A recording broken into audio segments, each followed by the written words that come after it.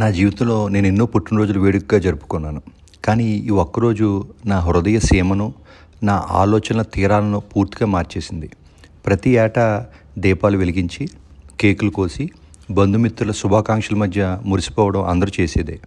కానీ ఒక వైద్యుడిగా ఆసుపత్రి 4 గోడల మధ్య నిత్యం మనుషుల ప్రాణ పోరాటాలను, వారి ఆవేదనల కన్నీళ్లను కళ్ళారా చూసే నాకు ఈసారి నా జన్మదినాన్ని ఒక ఆత్మ సంతృప్తికరమైన మహాయజ్ఞంలో మార్చాలనిపించింది. అందుకే నా అర్ధాంగితో కలిసి ప్రేమ, కరుణల కలయికగా స్థాపించిన కిఫీ హాస్పిటల్ ఫౌండేషన్ ద్వారా సమాజం మర్చిపోయిన అభాగ్యుల నీడలోకి నా అడుగులు సాగాయి. రాజమండ్రి కిఫీ హాస్పిటల్ స్థాపకుడిగా డాక్టర్ కరుటూరి సుబ్రహ్మణ్యం అనే నేను నా వృత్తిపరమైన హోదాను, డాక్టర్ కోట్ను పక్కన పెట్టి దివ్యాంగుల మరియు వృద్ధాశ్రమాల గడప దాటాను.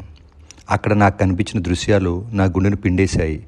ఏళ్ల తరబడి నడవలేక, వెలుగును చూడలేక మూలన పడ్డ తల్లులు, సరిగ్గా చూపు లేక చెమ్మ చీకటిలోనే కాళ్ళాన్ని వెలదీస్తున్న వృద్ధులు, కనీస పరిశుభ్రతను, శానిటరీ ఉత్పత్తులకు కరువై నరకం అనిపిస్తున్న మన అక్కా చెల్లెళ్ళు, వారి కళ్ళలో దాగున్న నిశ్శబ్ద రోదన నా మనసును తీవ్రంగా కలిచివేసింది.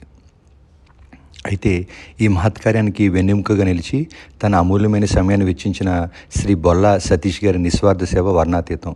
ఒక వైద్యుడిగా నాకు సమయం లభించని క్లిష్ట పరిస్థితుల్లో ఆయనే స్వయంగా తన వ్యక్తిగత సమయాన్ని కేటాయించి ప్రతి ఒక్కరి అవసరాన్ని దగ్గరుండి గుర్తించారు.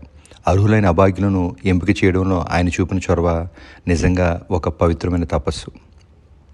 మేము అక్కడ వీల్ చైర్లు అందిస్తున్నప్పుడు ఏళ్ల తరబడి కదలలేని ఒక తల్లి ఆనంద బాష్పాలు రాల్చిన క్షణం, కంటి అద్దాలు ధరించి వెలుగును చూడగానే ఒక వృద్ధుడు కళల్లో కనిపించిన ఆశ్చర్యం, నా భార్య స్వయంగా దివ్యాంగ మహిళలకు శానిటరీ ప్యాడ్స్ అందిస్తూ ఇచ్చిన ఆత్మీయ స్పర్శ, ఇవన్నీ వర్ణించడానికి ఈ భూమిపై మాటలు చాలవు.